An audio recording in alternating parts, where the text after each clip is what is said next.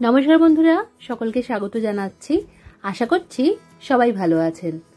আজকে আমি আপনাদের সাথে ভিন্ন স্বাদের তেতো চচ্চড়ি রেসিপি শেয়ার করছি।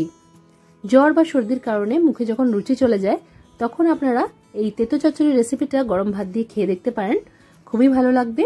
আর আজকের এই রেসিপি ভালো লাগলে ভিডিওটাকে লাইক আর শেয়ার করতে ভুলবেন না।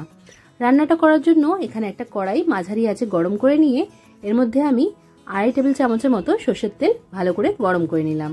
তারপর এর মধ্যে একটা বড় তেজপাতা ছিঁড়ে দিয়ে দিয়েছি আর ফোড়নে দিয়েছি 1/2 চা চামচের মতো 5 ফোড়ন। ফোড়নটা কিছু সেকেন্ড ভেজে নেওয়ার পর এর মধ্যে দিয়ে দিলাম আমি কাঁঠালের দানা।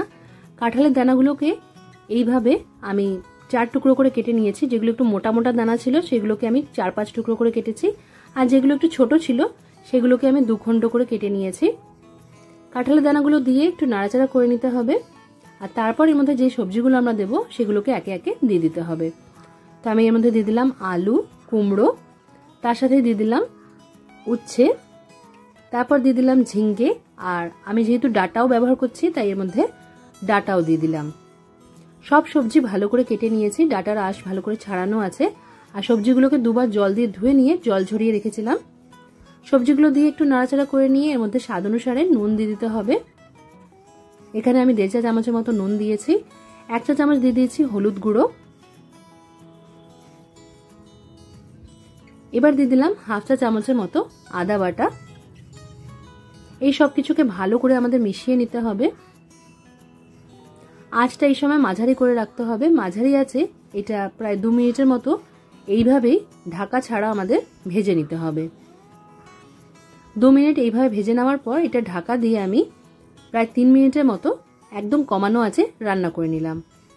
তারপর 3 মিনিট পর ঢাকা সরিয়ে রেখে আরেকবার ভালো করে নাড়াচাড়া করে নিতে হবে।